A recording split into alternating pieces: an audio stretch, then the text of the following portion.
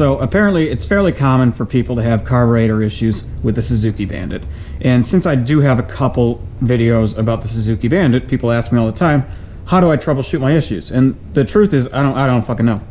But I have had some time wrenching on this thing a little bit, and I have hit on a couple minor things that have made this thing run a little bit better. So to answer some of those questions that I've gotten, I figured I'd just shoot my entire troubleshooting guide that I've learned over the course of the last 3 years into a single video.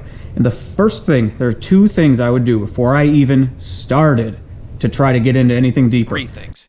If you have rust in your tank, you have to deal with that first. If you have rust getting into the pilot jets, you're never going to be able to fix anything else because your pilots are just going to keep clogging. 2 things before you go any further.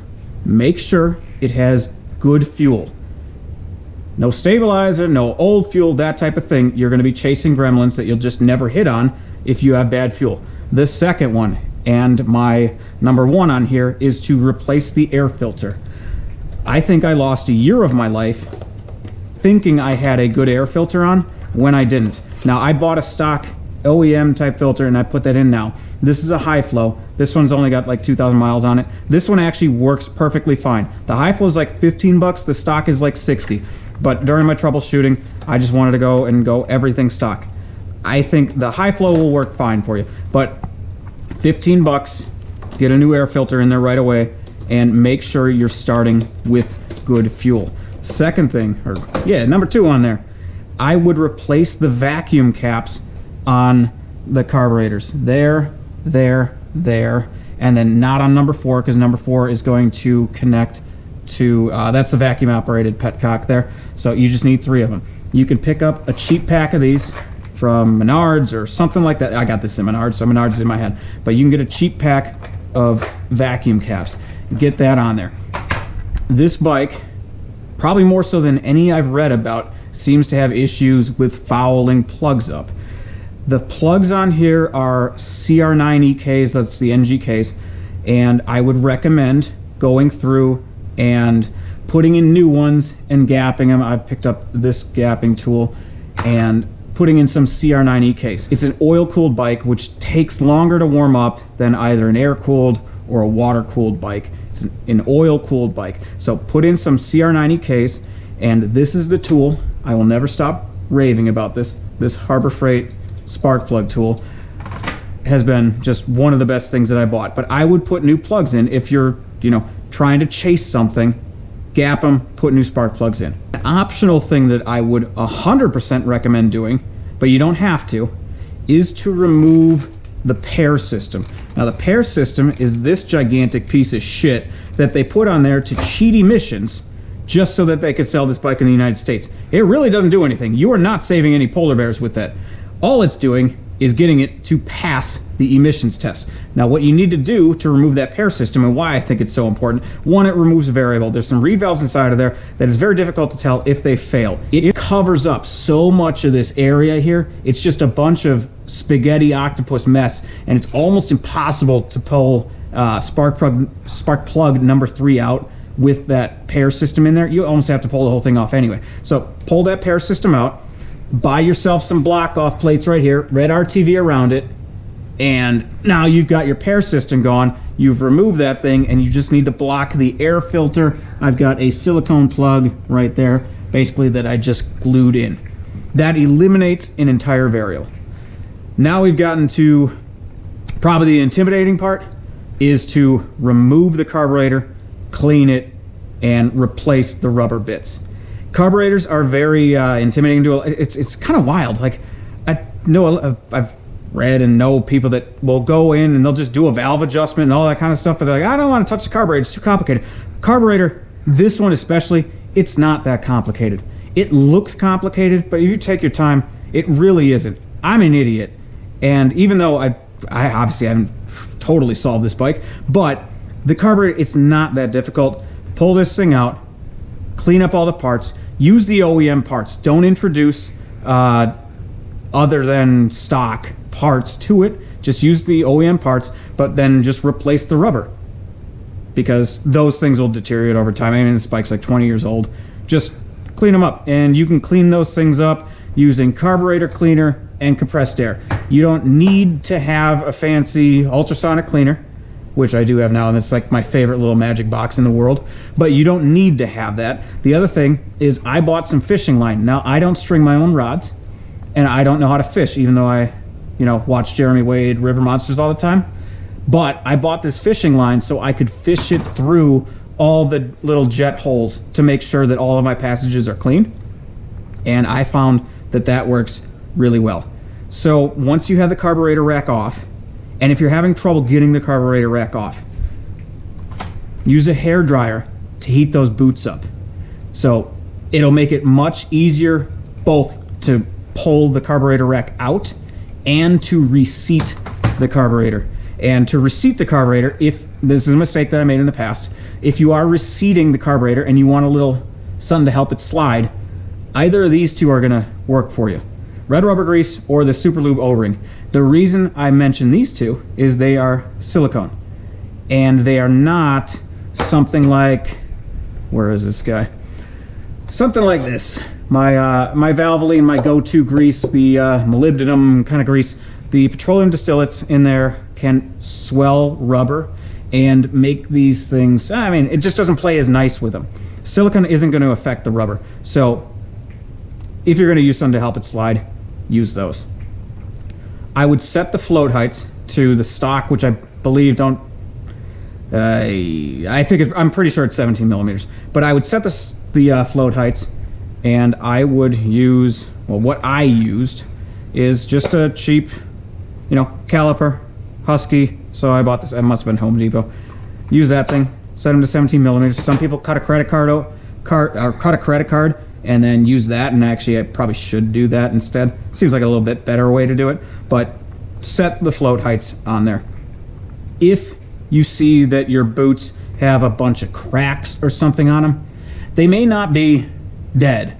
There's like sort of like a sleeve inside of there, so even if like the outside of these boots is showing some cracks and whatnot, you may not be introducing an air leak. But if you have any, I mean, if you're getting way into it and you're trying to figure out what in the world is going on, how am I introducing this air leak, you can replace these boots. The other thing you can do is that there's an O-ring under them, and those O-rings can just get squished out and then just stop sealing, so you can keep trying to crank on the bolts that are holding the boots together, or holding the boots onto the engine, but that O-ring may have just given up. So you can just replace the O-rings. If the boots are fine, just replace the O-ring.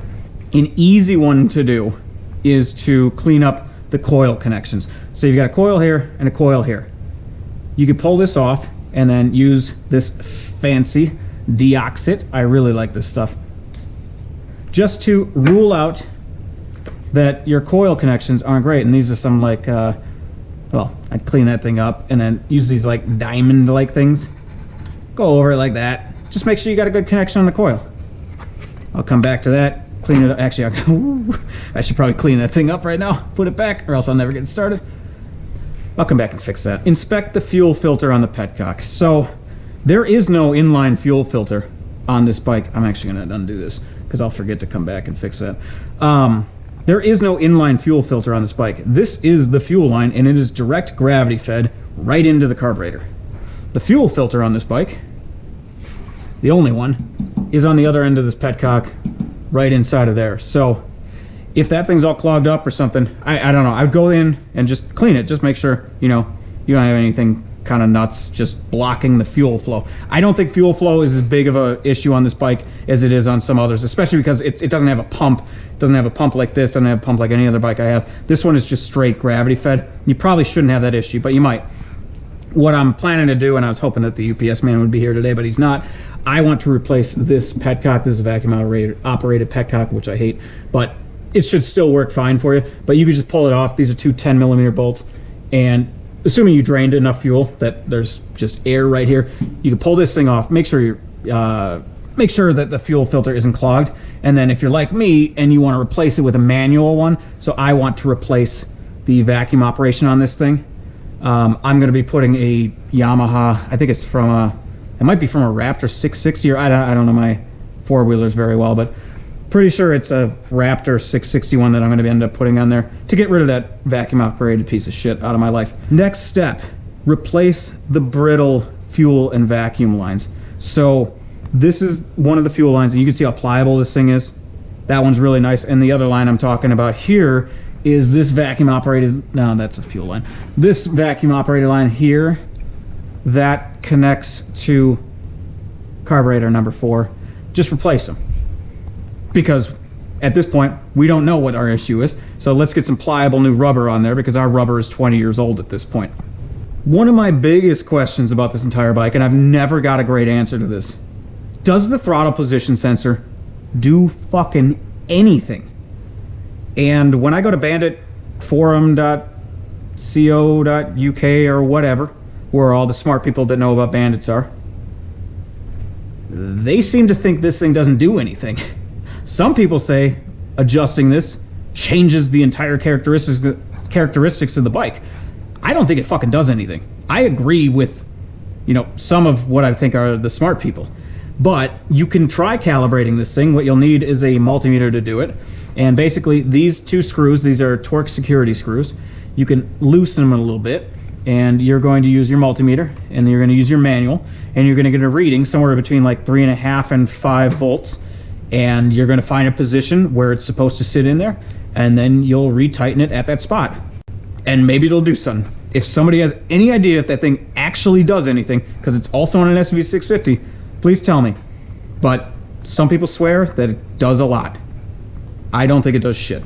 Alright, so we got the whole thing buttoned back up, and now we're going to attach an auxiliary tank to it, and we are going to synchronize our carburetor. So there's 2 ways you could synchronize your carburetors.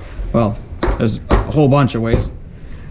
This is the cheap set that you can get on eBay for, well, oh no, Russia launched a war on Ukraine, so everything's more expensive now. This was probably like 45 bucks when I bought it. It's probably like $962 now. But you can get this one, and you can attach that to all of the, well, you have to pull your vacuum caps off there, and then we already got one off of there.